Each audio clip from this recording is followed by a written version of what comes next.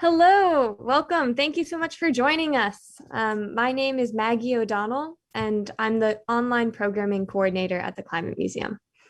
And hello, my name is Ikuya Banful, and I'm a Mellon Foundation Fellow in Climate and Inequality at the Climate Museum.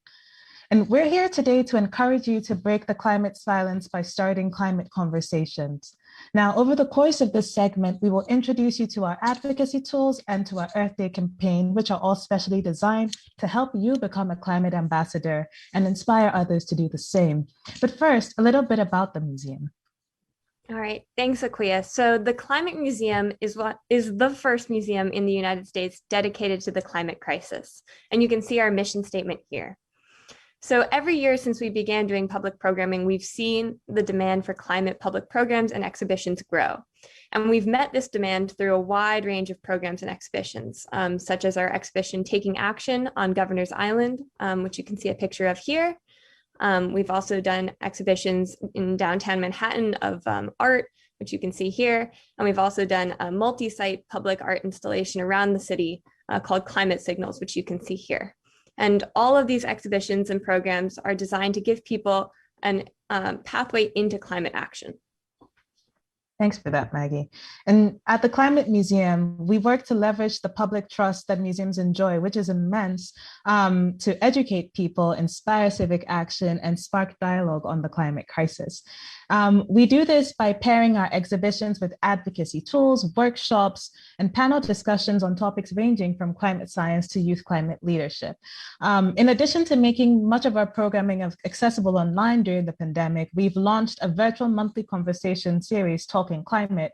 And here you can see a panelist vignette from Talking Climate Grief, which took place in February and is still available on our YouTube channel, so you should watch it if you haven't yet had the chance. It's a powerful conversation. But Talking Climate is a conversation series that examines issues at the intersection of climate and inequality. And the next installation of Talking Climate will be on May 21st and will be addressing food. So we at the Climate Museum strongly believe that the arts can spark dialogue and inspire collective action on the climate crisis. If you stay tuned to this live stream after our presentation, you'll see a short film announcing a major public art project that we'll be launching later this year, as well as details on how we work to showcase change-inspiring art. Awesome. And before we start showing you this video later today, we're going to actually focus on climate dialogue for this segment, and specifically on breaking the climate silence. So our target demographic at the museum are people who are freaked out but shut down about the climate crisis. And that actually turns out to be the majority of American adults. So I have a few questions that I'm going to have you guess the answers to now. Can you guess what percentage of people in the US are worried about the climate crisis? Now hold that number in your head, and I want you to try to think about another number that's related to that first one. What percentage of people do you think talk about climate change often? So think about those two numbers in relation to one another, and now I'll show you the answers here on the next slide. So based on the research that comes out of the climate communication centers at George Mason University and Yale University, that first number is 66%. People often guess a much lower number because the way the media covers climate change leads us to think that very few people are worried about the issue. But that second number, that's only 6%. So we have a lot of people who are worried about it and very few people who are talking about it. And the discrepancy between those two, that's the climate silence that we're really targeting, those 60% of people who are worried but not talking quite yet. So one more question for you before I turn it over to Akuya again. What do you think prevents people from talking about climate issues? So research and the responses to our programming tell us that the climate silence results from a few things. And the first is that so many people feel outscaled by the issue, right? Like the climate crisis is so massive and monumental that people usually feel like, well, what can little old me, I'm just one person, what can I do to fix this? And second reason is that people feel that the crisis is too far off, but one only needs to take a look at all the extreme weather events, from superstorms to snowstorms to wildfires to realize that it's here and it's with us now. So it's no longer so far off. And finally, people feel that they don't understand climate issues well enough to begin having conversations about them. So that leaves us in a predicament where millions of people recognize and are worried by the seriousness of climate change. And they're also unsure about how to start taking action. They're just looking for ways to get started. And we at the Climate Museum, we're here to help. So experts agree that talking about climate is one of the single most important civic actions that you can take. And to help you get started, we've created a climate ambassador card. It's free and it's available on our website. It's printable and it's portable, and it will help you get those climate conversations started. The benefits of talking about climate are immense, right? It helps us move from being afraid and freaked out and shut down about climate change toward hope, rational optimism, and action. Builds a sense of engagement through climate engagement, builds a sense of community, which is super important, right? Because it's collective action that is gonna tip the scales for good in this fight. And it empowers us all to speak up about the kind of a future we want so we can work towards a livable planet together. So talking may seem small, but it actually has really, really, really massive effects. I totally agree, Aklia. And today we're inviting you all to become climate ambassadors with us through talking about climate. So we have a short intro video we're going to show you now. And then after that, we'll talk through some strategies for getting started with your climate conversations.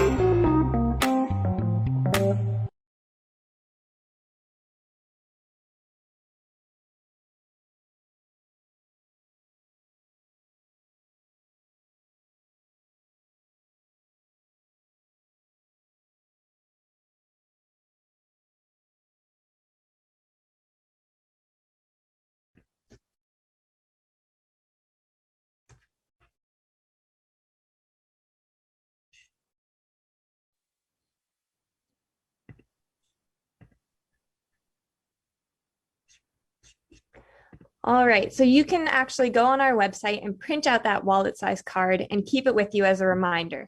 So I keep my card printed out and I keep it in the cup holder of my car. So anyone who gets in sees it and it starts a climate conversation right there.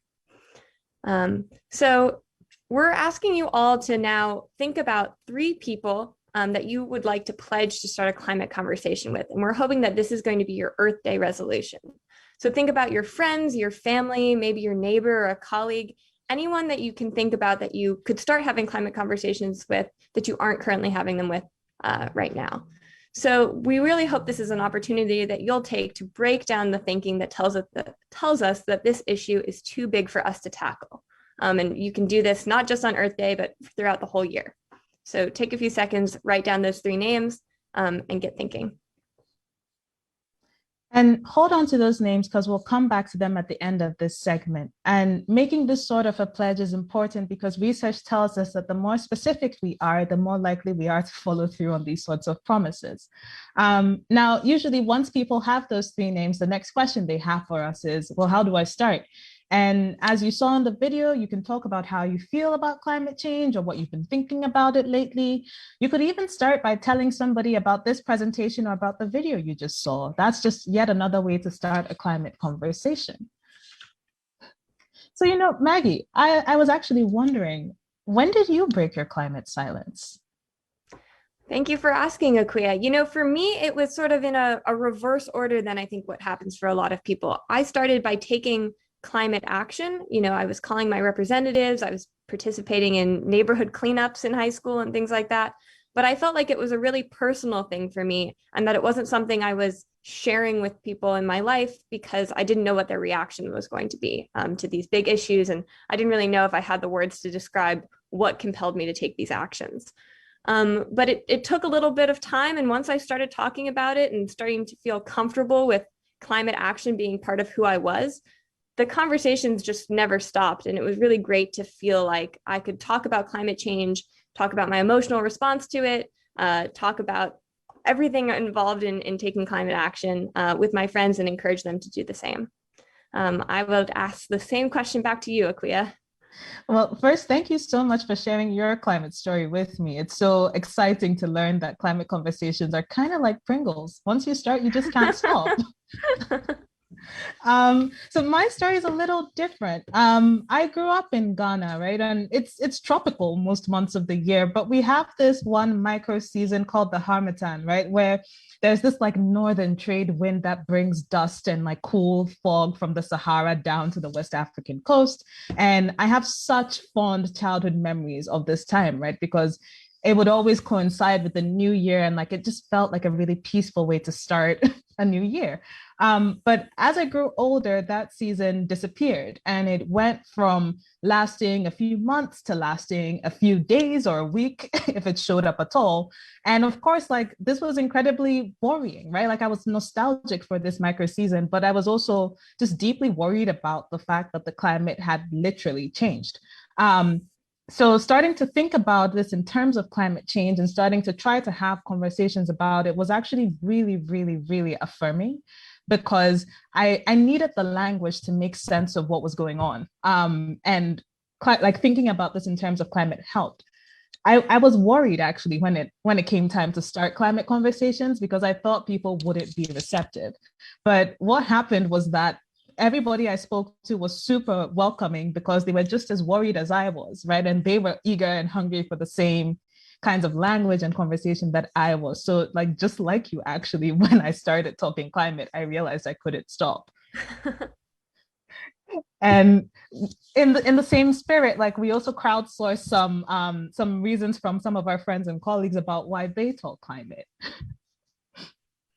So, just like these stories, and yes, thank you so much, Akuya, for sharing your story. Your description made me think I was in Ghana for a moment as you described the setting, and I'm nostalgic for that season now too.